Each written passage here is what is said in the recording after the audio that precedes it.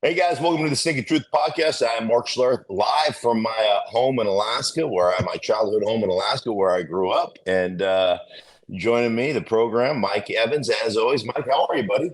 I'm great. Please tell me that there's a good chance that during our conversation, a bear will walk up to that window behind you and peer in, or a moose, or some Alaska wildlife. There is a good chance of that happening. We will be on alert if you see a bear behind me, because there's some bird feeders back there. So that's where they come in and eat the bird seed occasionally. So if you see one, alert me, and I will take you out to the porch, set you up, and then I'll wrestle the damn thing. That's all right. I will pin it. Well, I'm glad that you're back home, and your childhood home. You're with your dad poolside, which is awesome. No doubt that as soon as we get done with this podcast, you have a whole list of chores that you have to get done. Probably some stone to lay down, trees to cut, things like that. Yes, decks to paint, that kind of thing. So let's talk some football. You know, there have been a lot of great accomplishments in football, a lot of great streaks, a lot of great records that have been set. But is there anything bigger than the one that went down yesterday? The Baltimore Ravens' 24-game preseason winning streak is no more, as the Washington Commanders beat them on a last-second field goal and then celebrated like they had just won a Super Bowl. I know it. What's crazy about that? 24 straight games. Went back to 2015. So it was funny because my father and I, poolside, we were watching the game. And a couple of years ago, I was doing a Ravens-Seattle game. And I took my father met me in Seattle, and so he went to the meetings with us, right, with the production crew, and he met John Harbaugh, and John said to him, "Oh, you're in better shape than your son," which of course is the worst thing you could ever say to poolside, right? Because then he just ate it up. So last night we're watching the game. I go, "Oh, there's John Harbaugh. Remember we went, to the production meeting?" And he goes, "Oh yeah. He goes, "That's the guy." He goes, "That's the guy that told me I was in better shape than you." And that's when I became a lifelong Ravens fan. That's what my dad said. So I texted John, and he said, "Say hi to your dad, and what's true is true." And, he thought it was hilarious. But anyhow, it's kind of one of the most ridiculous records in the history of the record book, right? And it's meaningless, but it does mean something. Yeah. And here's a team that, has won Super Bowls, or a Super Bowl. Has how many have they been to? They've won one. Have they been to more than one? Under John? No, I think they just won the one against San Francisco. But the bottom line is, it's a team that's consistently in the playoffs. It's a team that kind of changes its identity on occasion with the quarterback and everything else. They are just a solid football team. And it does, as I always say, they don't count, but they do matter. It does matter the way you approach this. It does matter the way you play. And it's to me, it's pretty remarkable. I know it doesn't mean anything, but it's pretty remarkable. Does it help Washington for them to come out and some of their players calling their shot before the game, they're going to end this streak, and then to see them react the way that they did? Hey, we're seeing it here in Denver. Sean Payton's talked about how, hey, we're trying to make it known that winning matters. Winning is the standard, whether it's preseason or not. So when you're seeing a Washington team that's kind of trying to do the same thing, if they're embracing the idea of trying to win and they react in a positive way after they've won, preseason or not, doesn't that help? I think it does. I think it's Cosme that played either tackle or guard for them, was doing an interview before the game, said, "Hey, it's probably a pretty meaningless record, but we're going to try to win." And damn it, he predicted a win. And, we get, but it's meaningless. But it's not meaningless. Winning is contagious, just like losing is contagious. And show me a team that's okay with losing, and I'll show you a team that's made a full of losers. That's the old quote. I didn't say it right, but you know what I'm saying. Winning is one of those learned behaviors, one of those things that you have to constantly work on.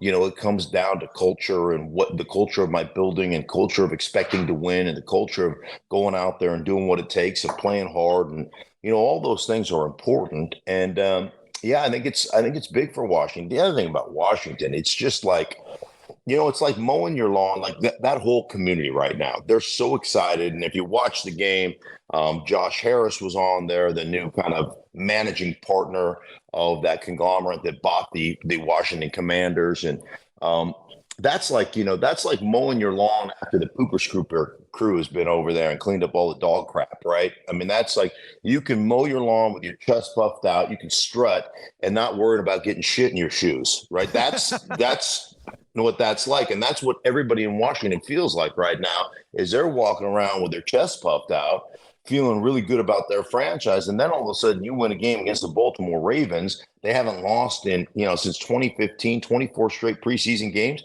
Makes you feel pretty good about, the direction your franchise is going. I don't know what it means. I really don't know what it means for the regular season, but it can't hurt. I know that. And I'll tell you the other thing about just the NFC East in general. Philadelphia seems to be the class of the NFC East, but I think every one of those teams has a chance to be competitive in that division. I think the Giants, they've gone out and they've gotten some new young talent, and I think what they've done, I think their quarterback's playing with some confidence. I watched their game the other night, their second preseason game. Daniel Jones looked great. Darren Waller, the addition of Darren Waller, just adds another element to what they are offensively. The Philadelphia Eagles, they're the defending NFC champions. The Cowboys, are the Cowboys. They're always predicted to be good. They'll probably crap in their helmets, so I don't, worry about it. But I think Washington's got some. I don't know what Sam Howell will be, but he's a young, talented kid that they loved last year when he was kind of cutting up their defense and practice squad. That's a really interesting division to me. Yeah, you mentioned Dallas, but at some point, don't the Cowboys have to figure it out? For all the talk that they generate or is generated by people talking about them, at some point, doesn't it have to pop for these guys? Doesn't it have to work? There's too much talent there, right? Yeah, there's a ton of talent. What was Dak Prescott going to be? What's going to look like with Mike McCarthy calling plays? They just are that team that seems to figure out a way to, to choke when it's time to choke. Like in the pressure packed moments, they just find a way to lose games. They just find a way to. I don't know what that is, Mike. I don't know if that's, if that's Jerry Jones always circumventing the authority of the coach. I don't know what it is about that organization, but they're kind of like the Chargers of the, of the NFC. They're just going to find a way to screw something up at some point. And you can almost count on it. You can almost rely on it. So it'll be interesting. You would think under Jerry Jones, with all the success he had early, taking over the Cowboys and Jimmy Johnson and all that, at some point that team's got to win. But the bottom line is, whether they do or whether they don't, they're always going to be super popular. They're always going to be a ratings bonanza. It's almost like it doesn't matter. And I don't know if maybe that hurts them, that they're always going to be so popular that even if they lose, like most of us, if we lose, if our team starts losing, then we become irrelevant. Look at the Denver Broncos. You and I live in Denver. The Denver Broncos start losing and they become an irrelevant football team. They're no longer a national draw on the 4:00 window Eastern. They're just like, get rid of the Broncos. It only took a couple of years. Dallas will never, ever, because of their popularity, lose their I don't think they'll ever lose their appeal in America, whether you hate them or whether you love them. They always draw a rating. Well, a great example of that, look at the Patriots, gold standard, 20 years. And yet almost overnight, they've gone to just kind of being an also-ran to a team that is just, they're there, but they just don't generate the same kind of heat anymore. And where are you at with them, with the Patriots? Because there's a growing sense that Bill Belichick could be coaching for his job this year. Yeah, I don't know that he'll be coaching for his job, but I think the scrutiny will be on him. There's no question about that. And Bill Belichick has been, everybody will sit there and say, hey, he's the greatest coach in the history of coaches. You and I have this conversation all the time about is it the coach, is it the players?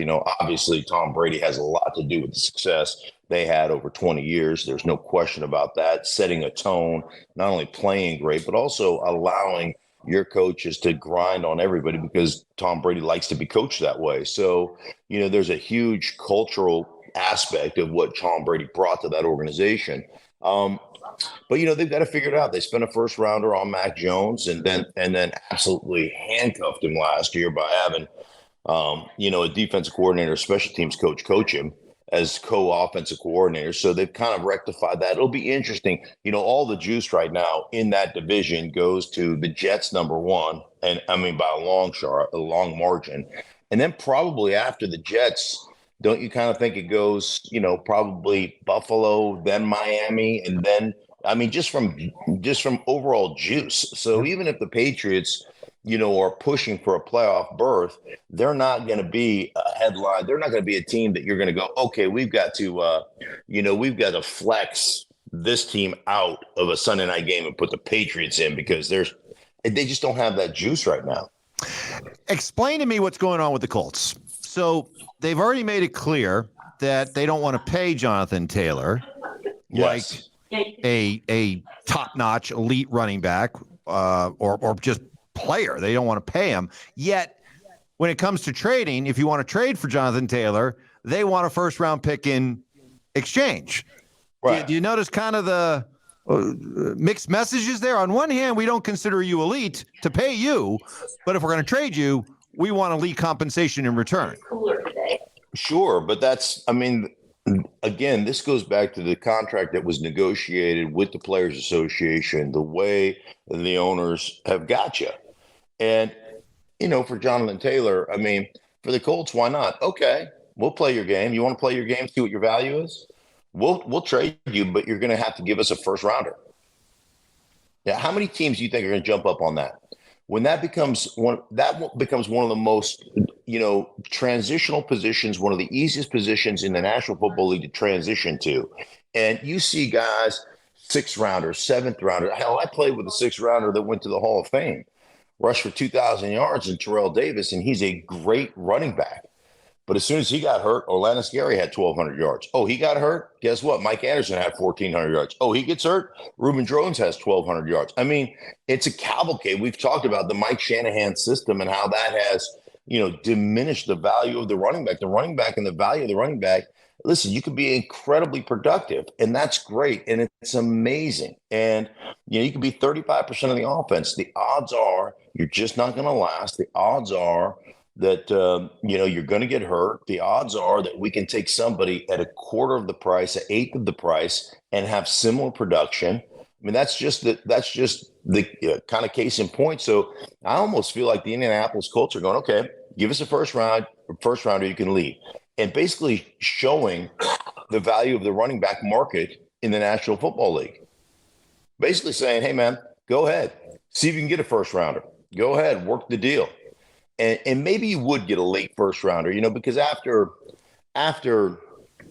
15 to 18, somewhere in there, pretty much from 18 on down, everybody's kind of a second rounder anyhow. So maybe you get a late first rounder. Well, that was going to be my point, because if it's funny because on one hand, the league has said that we're devaluing the running back, the individual, the person, but we're still insisting that the running game is important, right?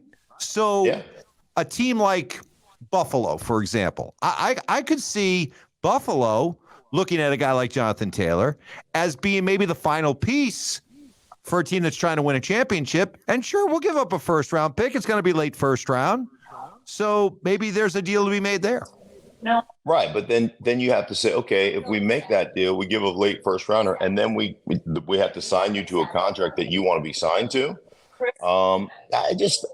There's a lot that goes on, in this conversation. And the thing that I keep hearing from former players and guys on television, analysts, is how unfair it is. And I don't care.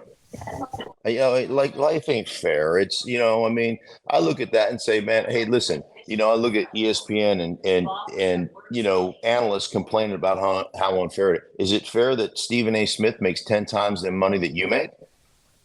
Guess what? Because Stephen A. Smith has a following and has a distinct skill set that they're paying him for. And you analysts, myself included, are a dime a dozen. We can run through you guys, right? And so the bottom line is, not everybody can get paid equally. It's what's the old back in the day, it was Jimmy Johnson who would say, hey, everybody's treated fairly, but not everybody's treated equally. And, the running back position is, hey, man, you're treated fairly based on the position. You're not going to be treated equally or you're not going to be treated the same or get paid the same as the receivers, because now it's a league that throws the ball 65, 75, between 65 and 70% of the time. And the running back position, like, hey, man, if you got a dominant X receiver, you're not rotating that guy in and out. Like, that guy is your guy, especially in critical situations in third down. Third down, you're taking your back out and putting a scat back in. Like the most critical position in football, and I'll go back to John Elway told me this a long time ago. Hey, your guys' job is first and second down. That's what you guys do. You big fat guys in the running game. You're like first and second down. That's all. Hey, you guys can have that, right? That's you. Third down, that's what they pay me for. They pay me for third downs to convert. You're not taking your top. You think Devontae Adams is coming out in third down and 6? Is Justin Jefferson coming out in third down and 6? No. Is Travis Kelce coming out in third down and 6? No. You know why? Because we need to convert. You know who's coming out in third down and 6? Running backs. Why? Because we want an extra receiver in there. Why? Because we want a scat back in there that's great in the Texas routes, or they can run multiple routes and can split outside the numbers. Like they're the most critical down in football. You get subbed out. A lot of guys do. Now some guys don't, but like just understand the value of the position that you play. So $10 million in enough for a guy who gets subbed out. That I just like a position that has become kind of committee for the most part. Yeah, there's a couple of guys who are bell cows, Travis Henry and those guys. But let's face it, the highest paid guy, Christian McCaffrey, is the highest paid guy. Why? Because of his versatility, because of his duality, because he can switch and you can put Deebo Samuel in the backfield and he can run out there and play wide receiver and have the whole wide receiver route tree, not just running back routes. So there's just understand the market. It's just simple to me. It's simple market economics. And I don't feel bad that those guys are not getting paid fairly or whatever. Yeah. I mean, I don't know. It just doesn't bother me. As we work our way towards the start of the season, a lot of storylines still to talk about, and we'll try to cover them all here on this podcast. But here in Denver, and it's really a big national story as well. Russell Wilson. There's a lot of interest, a lot of curiosity in Russell Wilson. Is he going to bounce back after a horrible season last year? What camp are you in? Oh, I think he'll bounce back, and there's several reasons, Mike, because there's still some things that he's exceptional at. Now, he's lost 15 pounds. He certainly looks quick. You saw him run around the second preseason game, looked really good, athletic. For the whole people that were in the camp, he's washed. He can no longer play. He can no longer move. And you people are idiots. Every one of you is an idiot, and I would accept your apology. So please, please send a note to the Stinkin Truth Podcast and apologize to us. That's just. We really should get a PO box somewhere for this. We should, because there's a lot of apologies. Yeah. Yeah, you're right. We should get a PO box. Anyhow, that stuff is stupid. Now there's. For those of you who said, hey, man, he doesn't do a good job reading defenses or throwing in the middle of the field, I'll give it, good. You're right. But the bottom line, and I keep going back to this with Sean Payton, something Sean Payton taught me just about football in general, is that my first responsibility as a coach is not to attack the weakness of the defense. It's not my first responsibility. My first responsibility as a coach is to mitigate my own weaknesses. And I say it all the time, Mike, put a guy in a position to fail and then watch him fail. Don't get mad at the guy. You're the dumbass that put him in the position to fail.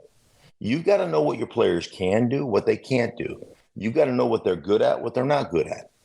And there are very few players in the history of the National Football League that are good at everything.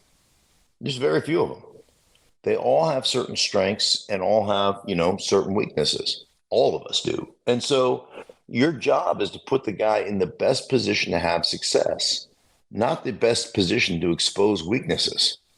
And that's one thing Sean will do with Russell Wilson. There will be a quarterback run game. There will be the RPO game. There will be, some of those things. The thing about the RPO game that I think is really interesting, when you look at just like, for instance, you look at an RPO game, you're really looking at, and then that's the run pass option game. So I'll give you the simplest form. You fake a dive, right? And what you're reading is that near side linebacker or safety, whoever happens to be in the box. Okay. When you flag that ball out to that running back and you show that ball, boom, here it is. If that linebacker sucks up on the run, you throw it over his head and they run what they call a glance route. It's just like a slant. And it's a one read. So all you're reading is that linebacker or that safety. You read him. If he sucks up, you throw it behind him to the guy running the glance. If he drops out to take that glance right away, you hand the ball off. And it's a numbers game. We've got better numbers than you. And it's that simple. And like that, to me, is one of the reasons young quarterbacks have a better opportunity to transition in today's game than they did when I was playing. A lot more 7-step drops, a lot more reading out routes, progressions 1, 2, 3, flood one side, whatever it is, one side to the backside, in a 2x2, all that kind of stuff. But this is pretty simple stuff. So you'll do the things that Russell does well. He can do those things. He can run the ball. He can run the deep play action stuff. So the play action stuff is the 7-step drops where you're 11 yards, 11 and a half yards deep, and you're keeping tight ends on one side, a fullback or a tailback on the other side. And you've got a 7-man protection, 3-man route, or you got an 8-man protection, 2-man route with somebody leaking late. Like that stuff he's exceptional at because he's so far back from the line of scrimmage, he can see everything. And as well as I do, the guy's still got a hose. He can still throw it. And then his ability to make some off-schedule plays. And, what you do with a guy like that is you say, hey, man, here's what we're going to do.